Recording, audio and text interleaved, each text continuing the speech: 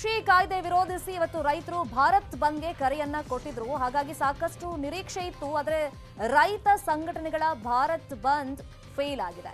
ರಾಜ್ಯದ ಎಲ್ಲೂ ಕೂಡ ಬಂದ್ ವಾತಾವರಣವೇ ಇರಲಿಲ್ಲ.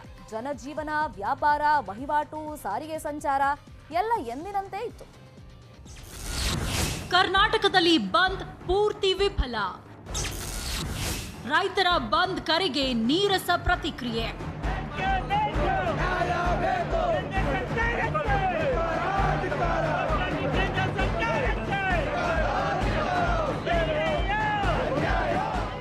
ಕೇಂದ್ರ ಸರ್ಕಾರದ ನೂತನ ಕೃಷಿ ಕಾನೂನುಗಳನ್ನು ವಿರೋಧಿಸಿ ರೈತರ ಸಂಘಟನೆಗಳು ಕರೆ ನೀಡಿದ್ದ ಇಂದಿನ ಬಂದ್ ರಾಜ್ಯದಲ್ಲಿ ಸಂಪೂರ್ಣ ವಿಫಲವಾಗಿದೆ. ಎಲ್ಲೂ ಕೂಡ ಬಂದ್ ಬಿಸಿ ತಟ್ಟಲೇ ಇಲ್ಲ. ಬೆಂಗಳೂರು ಸೇರಿ ಇಡೀ ರಾಜ್ಯದಲ್ಲಿ ಪರಿಸ್ಥಿತಿ ಎಂದಿನಂತೆ ಇತ್ತು. ಸಾರಿಗೆ ಸಂಚಾರ, ವ್ಯಾಪಾರ ವಹಿವಾಟು ಸ್ತಬ್ಧ ಆಗಲೇ ಇಲ್ಲ. ಎಸ್ಎಸ್ಎಲ್ಸಿ ಪೂರಕ ಪರೀಕ್ಷೆ ಕೂಡ ನಿರಾತಂಕವಾಗಿ ನಡೆದಿದೆ.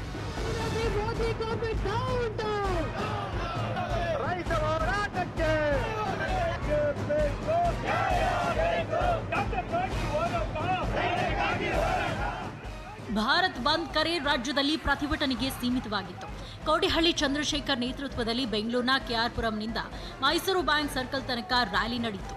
ಮೌರ್ಯ ಸರ್ಕಲ್ನಲ್ಲಿ ಕುರುಬೂರು ಶಾಂತಕುಮಾರ್, ಅತ್ತಿಬೆಲೆಯಲ್ಲಿ ವಾಟಾಳ್ ನಾಗರಾಜ್ ಹಾಗೆ ಮೆಜೆಸ್ಟಿಕ್ನಲ್ಲಿ ಸಾರಾ ಗೋವಿಂದ್ ನೇತೃತ್ವದಲ್ಲಿ ಪ್ರತಿಭಟನೆಗಳು ನಡೆದವು.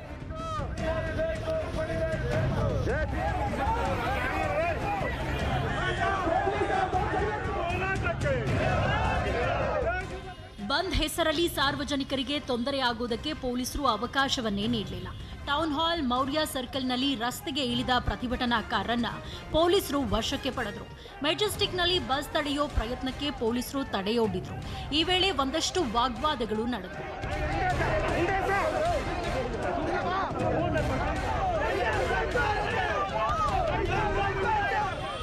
ರೈತರ ಪ್ರತಿಭಟನೆಯಿಂದ ಬೆಂಗಳೂರಿಗೆ ಟ್ರಾಫಿಕ್ ಬಿಸಿ ತಟ್ಟಿತ್ತು. ಟೌನ್ ಹಾಲ್, ಮೈಸೂರು ಬ್ಯಾಂಕ್ ಸುತ್ತಮುತ್ತ ಸವಾರರು ಪರದಾಡಿದ್ರು. ಇನ್ನು ಅತ್ತಿಬೆಲೆ ಗಡಿಯಲ್ಲಿ ರೈತರ ಪ್ರತಿಭಟನೆಯಿಂದ ಹೊಸೂರು ರಸ್ತೆಯಲ್ಲಿ ಭಾರೀ ಟ್ರಾಫಿಕ್ ಜಾಮ್ ಉಂಟಾಗಿತ್ತು. ಅತ್ತಿಬೆಲೆ ಟೋಲ್ ಬಳಿ ಕೂಡ ಟ್ರಾಫಿಕ್ ಜಾಮ್ ಆಗಿತ್ತು.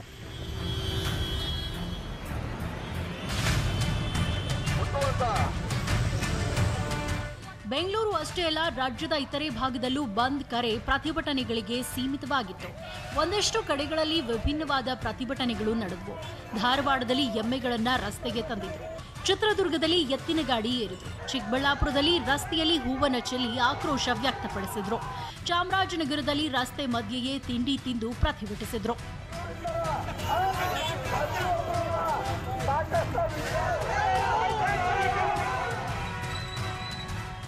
ಒಂದಷ್ಟು ಕಡೆ ಪ್ರತಿಭಟನಾಕಾರರು ಬಲವಂತದ ಬಂದ್ಗೆ ಮುಂದಾಗಿದ್ರು. ಯಾದಗಿರಿ, ಗದಗ, ಕೊಪ್ಪಳ, ಹಾಸನದಲ್ಲಿ ಬಲವಂತವಾಗಿ ಬಂದ್ ಮಾಡಲು ಮುಂದಾದ ಹೋರಾಟಗಾರರನ್ನ ಪೊಲೀಸರು ವಶಕ್ಕೆ ಪಡೆದ್ರು.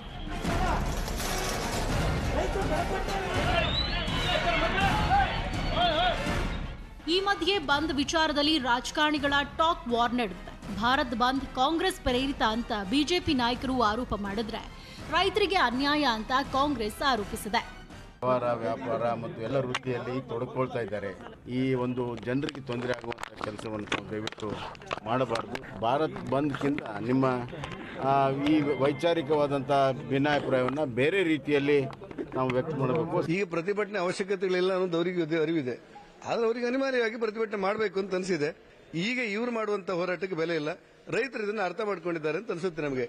ಪ್ರಾಪಂಚಿಕವಾಗಿ ನೀವು ಯೋಚನೆ ಮಾಡಿ ನೋಡಿ, ಈ ಆಟಗಳು, ಈ ಪ್ರತಿಭಟನೆಗಳಲ್ಲಿ ಮಾಡುವಂತಹ ನಾಟಕಗಳು ನಡೆಯುವುದಿಲ್ಲ. ಕೆಲವು ಸಂಘಟನೆಗಳು ನಡೆಸಿದ ಚಳುವಳಿ ಬಿಟ್ಟರೆ ಜನಸಾಮಾನ್ಯರಾಗಲಿ ರೈತರಾಗಲಿ ಬೆಂಬಲವನ್ನು ಕೊಟ್ಟಿಲ್ಲ. ವಾಸ್ತವ ಸ್ಥಿತಿಯನ್ನ ಅರ್ಥ ಮಾಡಿಕೊಂಡು ಈ ರೀತಿ ಅರಾಜಕತೆ ಸೃಷ್ಟಿಯಿಂದ ರಾಜಕೀಯ ಬೇಳೆ ಬೇಯಿಸ್ಕೊಳ್ಳಕ್ ಸಾಧ್ಯ ಇಲ್ಲ ಅನ್ನೋದನ್ನ ಮನವರಿಕೆ ಮಾಡ್ಕೊಳ್ತಾರೆ ಅಂತ ನಾನು ಭಾವಿಸ್ತೇನೆ. ಒಟ್ನಲ್ಲಿ ರೈತ ಸಂಘಟನೆಗಳ ಭಾರತ್ ಬಂದ್ ಕರೆ ವಿಫಲವಾಗಿದೆ. ಮೊದಲೇ ಕೊರೋನಾದಿಂದ ಬಳಲ್ತಾ ಇರೋ ರಾಜ್ಯದ ಜನರು ಬಂದ್ಗೆ ವಿರೋಧ ಮಾಡಿದ್ದಾರೆ. Bureau report, news 18 Kannada. ಇನ್ನು ಬೇರೆ ಬೇರೆ ರಾಜ್ಯಗಳಲ್ಲೂ ರೈತಪರ ಸಂಘಟನೆ ಕಾರ್ಯಕರ್ತರು ಕೃಷಿ ಮಸೂದೆ ವಿರುದ್ಧ ಹೋರಾಟ ನಡೆಸಿದರು. ಪ್ರತಿಭಟನೆ ವೇಳೆ ಅನಾರೋಗ್ಯ, ಹೃದಯಾಘಾತ ಮತ್ತು ಅಪಘಾತದಲ್ಲಿ 3 ಸಾವಾಗಿದೆ. ದೆಹಲಿ, ಉತ್ತರ ಪ್ರದೇಶದಲ್ಲಿ ಪ್ರತಿಭಟನೆಗೆ ಜನ ಹೈರಾಣಾದರು.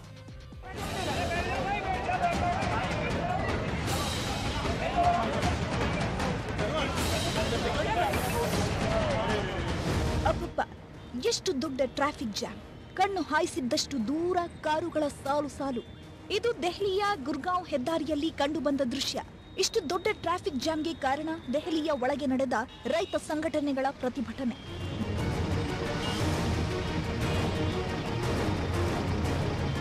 ದೆಹಲಿ ಮತ್ತು ಉತ್ತರ ಪ್ರದೇಶ ಹೆದ್ದಾರಿ ನೋಯ್ಡಾದಲ್ಲಿ ಕೃಷಿ ಮಸೂದೆ ವಿರುದ್ಧ ಕರೆ ಕೊಟ್ಟಿದ್ದ ಭಾರತ್ ಬಂದ್ ಹೋರಾಟ ಜೋರಾಗಿತ್ತು. ರೈತ ಸಂಘಟನೆ ಕಾರ್ಯಕರ್ತರು ಮುತ್ತಿಗೆ ಹಾಕಿದ್ರು, ಪ್ರತಿಭಟನೆ ಮಾಡಿದ್ರು. ಬ್ಯಾರಿಕೇಡ್ ಹಾಕಿ ಅಡ್ಡ ನಿಂತಿದ್ದ ಪೊಲೀಸರನ್ನೇ ತಳ್ಕೊಂಡು ಆಕ್ರೋಶ ಹೊರಹಾಕಿದ್ರು.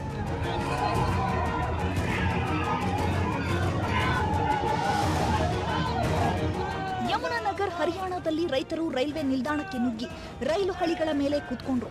ರೈಲುಗಳನ್ನು ತಡೆದು ನಿಲ್ಲಿಸಿದ್ರು. ಯಮುನಾನಗರ್ ರಾಷ್ಟ್ರೀಯ ಹೆದ್ದಾರಿಗಳಲ್ಲಿ ಟ್ರ್ಯಾಕ್ಟರ್ ನಿಲ್ಲಿಸಿ ರಸ್ತೆ ತಡೆದು ಪ್ರತಿಭಟಿಸಿದ್ರು.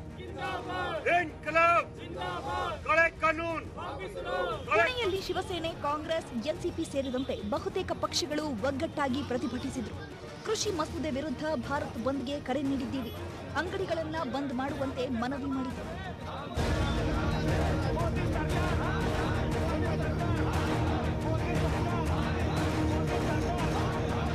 ಮಧ್ಯಪ್ರದೇಶದ ಗ್ವಾಲಿಯರ್ನಲ್ಲಿ ಬಿಜೆಪಿ ಕಾಂಗ್ರೆಸ್ ಕಾರ್ಯಕರ್ತರು ಮುಖಾಮುಖಿಯಾದರು. ಕೃಷಿ ಮಸೂದೆ ವಿರೋಧಿಸಿ ಪ್ರತಿಭಟನೆ ನಡೆಸುತ್ತಿದ್ದಾಗ ಬಿಜೆಪಿ ಕಾರ್ಯಕರ್ತನೊಬ್ಬ ಬಿಜೆಪಿ ಬಾವುಟ ಹಿಡಿದು ರಂಪಾಟ ಮಾಡಿದ. ಆಗ ಪೊಲೀಸರು ಎಂಟ್ರಿ ಕೊಡಬೇಕಾಯಿತು. ಇನ್ನು ತಮಿಳುನಾಡಿನ ಕೊಯಂಬತ್ತೂರಿನಲ್ಲಿ ತರಕಾರಿ ಹಾರ ಹಾಕೊಂಡು ಕೇಂದ್ರ ಕೃಷಿ ಮಸೂದೆ ವಿರುದ್ಧ ಪ್ರತಿಭಟನೆ ವ್ಯಕ್ತವಾಯಿತು.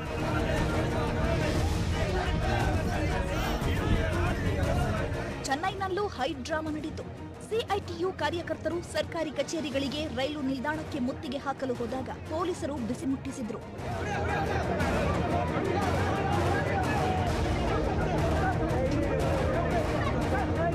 ಕೇಂದ್ರ ಕೃಷಿ ಕಾಯ್ದೆ ವಿರುದ್ಧ ಭಾರತ್ ಬಂದ್ಗೆ ಕರೆ ಕೊಟ್ಟಿರೋದೇನೋ ನಿಜ. ಆದರೆ ಭಾರತ್ ಬಂದ್ ಠುಸ್ ಆಗಿದ್ದು ಇನ್ಯಾವಾಗ ಹೇಗೆ ಪ್ರತಿಭಟಿಸ್ತಾರೋ ಗೊತ್ತಿಲ್ಲ. Bureau report, news 18 Kannada. RSS ಮುಖವಾಣಿ ಪಾಂಚಜನ್ಯದಲ್ಲಿ ಅಮೆಜಾನ್ ಕಂಪನಿಯನ್ನ ಈಸ್ಟ್ ಇಂಡಿಯಾ ಕಂಪನಿ ಅಂತ ಬರೆದಿದೆ. ಇನ್ನೊಂದ್ ಕಡೆ ಆರ್ಎಸ್ಎಸ್ನವರೆಲ್ಲ ಹಿಟ್ಲರ್ ವಂಶದವರು ಅಂತ ಸಿದ್ದರಾಮಯ್ಯ ಮಾತಲ್ಲೇ ಬೆಂಕಿ ಹಚ್ಚಿದ್ದಾರೆ. ಬರೀ ಬೆಂಕಿ ಅಷ್ಟೇ ಅಲ್ಲ, ಬಿಜೆಪಿಯವರನ್ನ ತಾಲಿಬಾನಿಗಳಿಗೆ ಹೋಲಿಸಿ ಹೊಸ ಬಾಂಬ್ ಸಿಡಿಸಿದ್ದಾರೆ.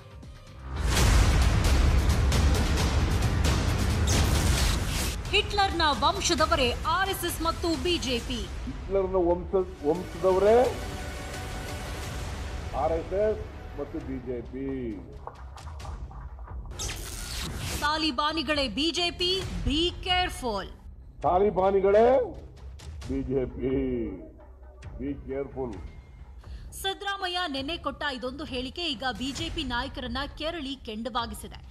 ಎಷ್ಟರ ಮಟ್ಟಿಗೆ ಅಂದ್ರೆ ಇಡೀ ಸಿದ್ದರಾಮಯ್ಯನವರನ್ನೇ ನೇತ್ ಹಾಕ್ತಿದ್ವಿ ಅನ್ನೋ ಮಟ್ಟಿಗೆ, ಗುಲಾಮಗಿರಿ ಪಕ್ಷದವರು ಅನ್ನೋ ಮಟ್ಟಿಗೆ, ಟಿಪ್ಪು ಸುಲ್ತಾನ್ ವಂಶಸ್ಥರು ಅನ್ನೋ ಮಟ್ಟಿಗೆ ಹೇಳಿಕೆಗಳು ಹೊರಗೆ ಬರ್ತಿದೆ. ಬಿಜೆಪಿ ತಾಲಿಬಾನ್ ಒಂದೇ ಆಗಿದ್ರೆ ಕ್ರೇನ್ ಮೂಲಕ ನೇತ್ ಹಾಕ್ತಿದ್ವಿ. ತಾಲಿಬಾನ್ ನಲ್ಲಿ ಸಿದ್ದರಾಮಯ್ಯ ಬದುಕಕ್ ಆಗ್ತಿತ್ತ? ಕ್ರೇನ್ ಅಲ್ಲಿ ನೇತಾಕಿದ್ರು, ಹೆಲಿಕಾಪ್ಟರ್ ಅಲ್ಲಿ ನೇತಾಡ್ಸಿದ್ರು. ದೇಶದಲ್ಲಿ ತಾಲಿಬಾನ್ ಇದ್ದಿದ್ರೆ ಇವರೆಲ್ಲ ಎಲ್ಲೆಲ್ಲಿ ನೇತಾಡಬೇಕಿತ್ತು?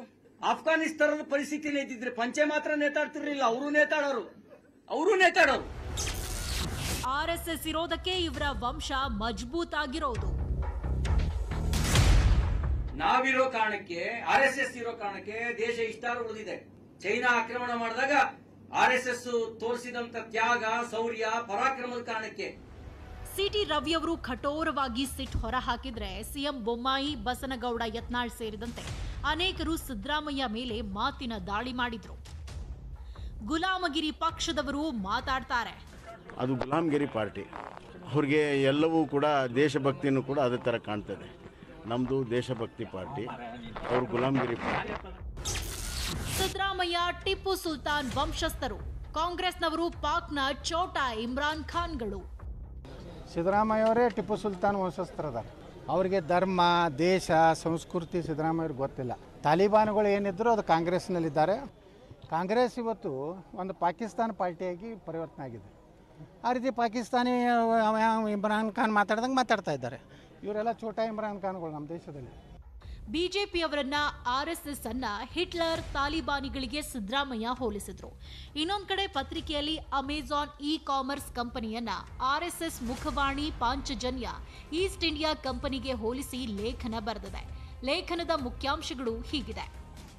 Amazon E commerce company East India company 2.0 ಆಗಿದೆ. ಸರ್ಕಾರದ ಅನುಕೂಲಕರ ನೀತಿಗಳಿಗಾಗಿ ಕಂಪನಿಯು ಕೋಟ್ಯಾಂತರ ರೂಪಾಯಿಗಳನ್ನು ಲಂಚವಾಗಿ ಪಾವತಿಸಿದೆ. 18ನೇ ಶತಮಾನದಲ್ಲಿ ಭಾರತವನ್ನ ವಶಪಡಿಸಿಕೊಳ್ಳಲು ಈಸ್ಟ್ ಇಂಡಿಯಾ ಕಂಪನಿ ಏನೇನ್ ಮಾಡಿದೆಯೋ ಅದು ಇಂದು ಅಮೆಜಾನ್ ಚಟುವಟಿಕೆಗಳಲ್ಲಿ ಗೋಚರಿಸ್ತಾ ಇದೆ. ಅಮೆಜಾನ್ ತನ್ನ ಏಕಸ್ವಾಮ್ಯವನ್ನ ಭಾರತೀಯ ಮಾರುಕಟ್ಟೆಯಲ್ಲಿ ಸ್ಥಾಪಿಸಲು ಬಯಸ್ತಾ ಇದೆ. ಹಾಗೆ ಮಾಡಲು ಇ ಕಾಮರ್ಸ್ ಕಂಪನಿಯು ಭಾರತೀಯ ನಾಗರಿಕರ ಆರ್ಥಿಕ, ರಾಜಕೀಯ ಮತ್ತು ವೈಯಕ್ತಿಕ ಸ್ವಾತಂತ್ರ್ಯಗಳನ್ನು ಕಬಳಿಸಲು ಮುಂದಾಗಿದೆ. ಇದು ಮೇಲ್ನೋಟಕ್ಕೆ ಬಹಿರಂಗವಾಗಿರೋ ಪತ್ರಿಕೆಯ ಸಾರಾಂಶ. ಅಕ್ಟೋಬರ್ 3ಕ್ಕೆ ಪಾಂಚಜನ್ಯ ಪತ್ರಿಕೆ ಬಿಡುಗಡೆಯಾದ್ಮೇಲೆ ಇನ್ಯಾವ್ಯಾವ ಅಕ್ಷರಗಳು ಮುದ್ರಣವಾಗಿರುತ್ತೋ ಗೊತ್ತಿಲ್ಲ. ಆದರೆ ಪಾಂಚಜನ್ಯ ಲೇಖನದ ಬಗ್ಗೆ ಪ್ರತಿಕ್ರಿಯೆಗಳು ಬಂದಿದ್ದು ಹೀಗೆ. ಈ ರೀತಿ ದೊಡ್ಡ ದೊಡ್ಡ ದೇಶಗಳ ದೊಡ್ಡ ದೊಡ್ಡ ಕಂಪನಿಗಳ ಪ್ರಭಾವ ಭಾರತದ ಮಾರುಕಟ್ಟೆಯನ್ನ ಕ್ಯಾಪ್ಚರ್ ಮಾಡಬೇಕು ಅನ್ನುವಂಥದ್ದು ಅವರು ಮಾಡೇ ಮಾಡ್ತಾರೆ. ಆದರೆ ಭಾರತದ ಜನರಲ್ಲಿ ಒಂದು ದೊಡ್ಡ ಸ್ವಾವಲಂಬಿ ಭಾವನೆಯನ್ನ, ಸ್ವಾಭಿಮಾನಿ ಭಾವನೆಯನ್ನ ನಿರ್ಮಾಣ ಮಾಡಬೇಕು. ಆ ಮೂಲಕ ಆತ್ಮನಿರ್ಭರ ಭಾರತವನ್ನು ಕೂಡ ಇವತ್ತು ನಿರ್ಮಾಣ ಮಾಡಬೇಕು ಅನ್ನುವಂಥದ್ದು ಈ ಸವಾಲನ್ನ ಬಿಜೆಪಿ ಯಶಸ್ವಿಯಾಗಿ ಎದುರಿಸುತ್ತೆ. ಇದೇನು ತುಂಬಾ ಹೊಸತೇನೂ ಅಲ್ಲ. ಅವರು ಅಮೆಜಾನ್ ಕಂಪನಿಯನ್ನ ಈಸ್ಟ್ ಇಂಡಿಯಾ ಕಂಪನಿ 2.0 ಅಂತ ಕರೆದಿರೋದು ಹೊಸತೇನೋ ಆರೋಪ ಮಾಡಿದ್ದಾರೆ ಅಂತಲ್ಲ. ಅವರು ನಿರಂತರವಾಗಿ ಇವುಗಳ ವಿರುದ್ಧ ಫೈಟ್ ಮಾಡ್ಕೊಂಡು ಬಂದಿದ್ದಾರೆ. ಇವತ್ತೇನು ಅಮೆಜಾನ್ ಕುರಿತಂತೆ ಹೇಳಿದ್ದಾರೋ ಅದು 100% ಸತ್ಯವೇ ಹೌದು. ಬರೀ ಅಮೆಜಾನ್ ಅಷ್ಟೇ ಅಲ್ಲ, ಅನೇಕ ಕಂಪನಿಗಳು ಹಾಗಿವೆ.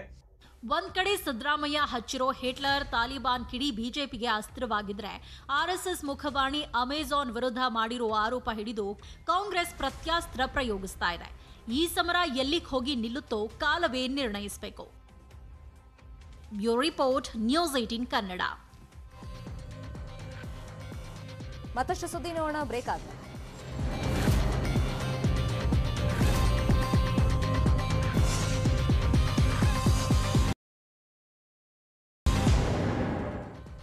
Welcome back. ಇವತ್ತು ಬೆಂಗಳೂರಲ್ಲಿ ಪ್ರತಿಭಟನೆಯದ್ದೇ ಕಾರುಬಾರು. ಮಧ್ಯಾಹ್ನದವರೆಗೂ ಧಿಕ್ಕಾರ ಧಿಕ್ಕಾರ ಅನ್ನೋ ಕೂಗು ಕೇಳಿಸ್ತಾ ಇತ್ತು.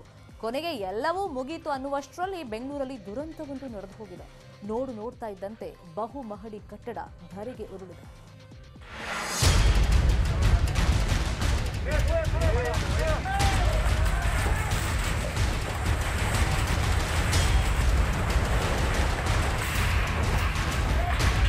ಜಸ್ಟ್ 5 ಸೆಕೆಂಡ್ ಕಣ್ಣೆದುರಲ್ಲೇ 3 ಅಂತಸ್ತಿನ ಕಟ್ಟಡ ನೆಲಸಮವಾಗಿ ಬಿಟ್ಟು ಕ್ಷಣಾರ್ಧದಲ್ಲಿ ಇಡೀ ಪ್ರದೇಶ ಧೂಳುಮಯ.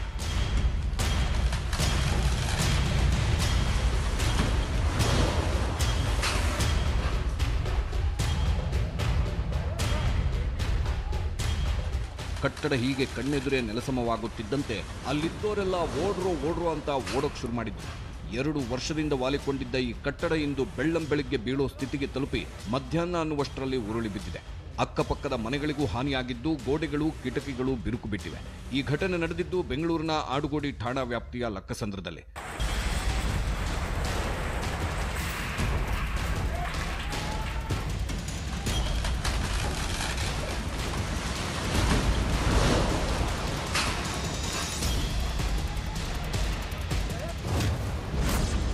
ಸ್ವಲ್ಪ ಯಾಮಾರಿದ್ರು ಮಹಾ ದುರಂತ. 60 ಮಂದಿ ಮೆಟ್ರೋ ಕಾರ್ಮಿಕರು ಪಾರು.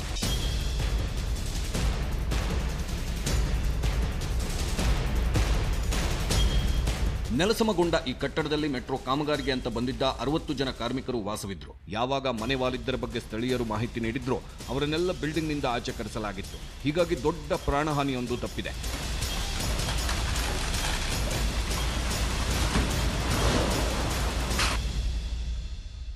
ಬಿಲ್ಡಿಂಗ್ ಬೀಳಕ್ ಮುಂಚೆನೆ ನಾವು ಮಾಲೀಕನಿಗೆ ಒಂದ್ಸತಿ ಫೋನ್ ಮಾಡಿ ಹೇಳಿದ್ವಿ. ಅವರು ನಾನು ಆಚೆ ಇದ್ದೀನಿ, ನಾನು ಬರ್ತೀನಿ ಇನ್ನೊಂದು 2 hour 3 hour. So very responsible answer ಇತ್ತು ಅವ್ರ ಸೈಡ್ ಇಂದ. ಹೇಳಕ್ಕೆ ಸರ್, ಇದು ನಮ್ಮ ಏರಿಯಾಲಿ 2ನೇ ಬಿಲ್ಡಿಂಗ್, ಅದೇ ಮಾಲೀಕಂದು 2ನೇ ಬಿಲ್ಡಿಂಗ್ ಈ ತರ ಕುಸಿತಿರೋದು ಸರ್. 2-3 ಇಯರ್ಸ್ ಹಿಂದೆ ಅದೇ ತರ ನಮ್ಮ ಮನೆಯಿಂದ ಇನ್ನೊಂದು 500 ಮೀಟರ್ಸ್ ಅಲ್ಲಿ ಒಂದು ಬಿಲ್ಡಿಂಗ್ ಬಿದ್ದಿತ್ತು ಸರ್. ಬೆಳಗ್ಗೆ ನಾನು ಆ ಬಿಲ್ಡಿಂಗ್ ನೋಡಾಗ ತುಂಬಾ ಭಯದಿಂದಾನೇ ಹೇಳಿದೆ ಸರ್ ಅವ್ರಿಗೆ, ವರ್ಕರ್ಸ್ಗೆ ಡ್ಯಾಮೇಜ್ ಇದೆ ತುಂಬಾ ಅಂತ. ಮತ್ತೆ 10:55ಕ್ಕೆ ಸರಿಯಾಗಿ ಆ ಬಿಲ್ಡಿಂಗು ಬಿದ್ದಾಗ ತುಂಬಾ ಶಾಕ್ ಆಗೋಯ್ತು. ಅದನ್ನ ನೋಡಿ ತುಂಬಾ ಭಯ ಬಿದ್ದೋದ್ರಿ. ಅಲ್ಲಿರೋ ವರ್ಕರ್ಸ್ ಎಲ್ಲ ಓಡ್ ಬಂದಿದ್ದು ನೋಡಿ ತುಂಬ ಇದಾಗೋಯ್ತು. ಈತನೇ ನೋಡಿ ಆ 3 ಅಂತಸ್ತಿನ ಕಟ್ಟಡದ ಮಾಲೀಕ ಸುರೇಶ್. 1974ರಲ್ಲಿ ನಿರ್ಮಾಣ ಆಗಿದ್ದ ಕಟ್ಟಡ ಈತನ ಹೆಂಡತಿ ಮಂಜುಳಾ ಹೆಸರಲ್ಲಿತ್ತು. 50 ವರ್ಷಗಳಷ್ಟು ಹಳೆಯದಾದ ಕಟ್ಟಡ 2 ವರ್ಷದ ಹಿಂದೆ ವಾಲಿತ್ತು. ಸಣ್ಣ ಪುಟ್ಟ ರಿಪೇರಿ ಮಾಡಿ ಕೈ ತೊಳೆದುಕೊಂಡಿದ್ದ ಸುರೇಶ್ ತಿಂಗಳಿಗೆ 30,000 ರೂಪಾಯಿ ಬಾಡಿಗೆ ತಗೊಳ್ತಿದ್ದ. ಬಿಬಿಎಂಪಿ ನೋಟಿಸ್ ಕೊಟ್ಟರು, ಅಕ್ಕಪಕ್ಕದವರು ಎಚ್ಚರಿಸಿದ್ರೂ ಕ್ಯಾರೆ ಅಂದಿರಲಿಲ್ಲ. ಈಗ ಮನೆ ಮಾಲೀಕನ ನಿರ್ಲಕ್ಷ್ಯದಿಂದಲೇ ಕಟ್ಟಡ ಬಿದ್ದಿದ್ದು ಸುರೇಶ್ ಮೇಲೆ ಕೇಸ್ ದಾಖಲಾಗಿದೆ. ಆಲ್ಮೋಸ್ಟ್ ಬೆಳಿಗ್ಗೆ ಒಂದು 8:39 ಹಂಗೆ ಗೊತ್ತಾಗಿದೆ ಈ ಥರ ಮಣ್ಣೆಲ್ಲ ಕುಸಿತಾ ಇದೆ, ಆಲ್ಮೋಸ್ಟ್ ಕುಸಿದೋಗುತ್ತೆ ಅಂತ. ಸೊ ಒಂದು ಅಷ್ಟೊತ್ತಿಗೆ ಎಲ್ಲ ಪ್ರಿಕಾಷನ್ ತೊಗೊಂಡು ರೋಡಲ್ಲಿ ಎಲ್ಲ ಮೇನ್ ಸ್ವಿಚ್ ಎಲ್ಲ ಆಫ್ ಮಾಡಿ ರೋಡಲ್ಲಿ ಏನೋ ಅಕ್ಕಪಕ್ಕದಲ್ಲಿ ಗಾಡಿಗಳಿತ್ತು ಸೈಡಲ್ಲೆಲ್ಲ ತೆಗಿಸ್ಬಿಟ್ಟು ಎಲ್ಲರಿಗೂ ಮನೇಲಿ ಇದ್ದವ್ರಿಗೆಲ್ಲ ಈಚೆ ಬಂದ್ಬಿಡಿ ಅಂತೇಳಿ ಒಂದು 10:30 ಬಿಟ್ವೀನ್ 10:30 and 11 ಒಳಗಡೆ ಬಿದ್ದೋಯ್ತು ಸರ್. ದುಡ್ಡಿನಾಸೆಗಾಗಿ ಮನೆ ಮಾಲೀಕ ಈ ರೀತಿ ನಿರ್ಲಕ್ಷ್ಯ ತೋರಿದ್ದು ದೊಡ್ಡ ತಪ್ಪು. ಎಫ್ಐಆರ್ ದಾಖಲಾಗುತ್ತಿದ್ದಂತೆ ಮಾಲೀಕ ಸುರೇಶ್ ಫೋನ್ ಸ್ವಿಚ್ ಆಫ್ ಮಾಡಿಕೊಂಡಿದ್ದಾನೆ.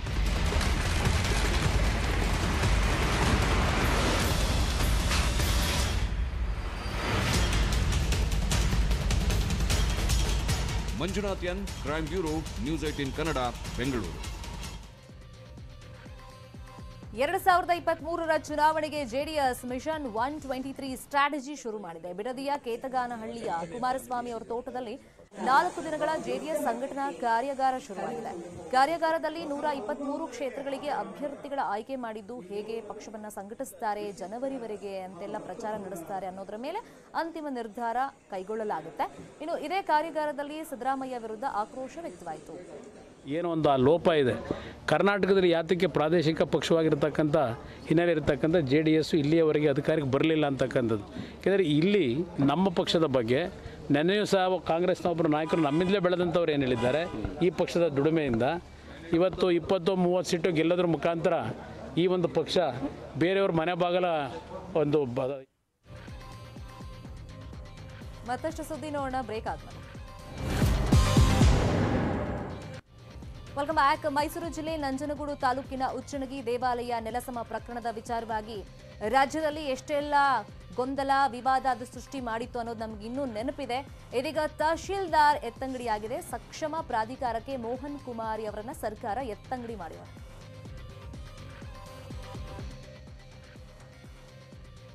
ಇದೀಗ ಇತರೆ ಪ್ರಮುಖ ಸುದ್ದಿ ನೋಡೋಣ ಎಕ್ಸ್‌ಪ್ರೆಸ್ 18 ನಲ್ಲಿ.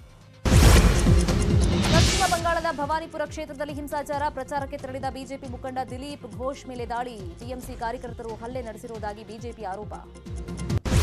ಬಿಜೆಪಿಯ ರಾಜ್ಯಸಭೆ ಅಭ್ಯರ್ಥಿಯಿಂದ ನಾಮಪತ್ರ ವಾಪಸ್. ಕಾಂಗ್ರೆಸ್ ನಾಯಕ ರಜನಿ ಪಾಟೀಲ್ ರಾಜ್ಯಸಭೆಗೆ ಅವಿರೋಧವಾಗಿ ಆಯ್ಕೆ.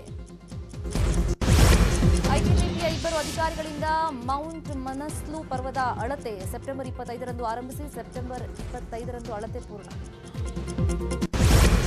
ವಿಜಯಪುರದಲ್ಲಿ ಡೋಣಿ ನದಿಗೆ ಅಡ್ಡಲಾಗಿ ನಿರ್ಮಿಸಿದ್ದ ಸೇತುವೆ ಬಿರುಕು ಬಿಟ್ಟಿದೆ. ತಾಳಿಕೋಟೆಯ ಮಿಣಜಗಿ ಗ್ರಾಮದ ಬಳಿ ಬಿರುಕು ಬಿಟ್ಟಿದ್ದು ಸೇತುವೆ ಬೆಂಡ್ ಆಗಿದೆ.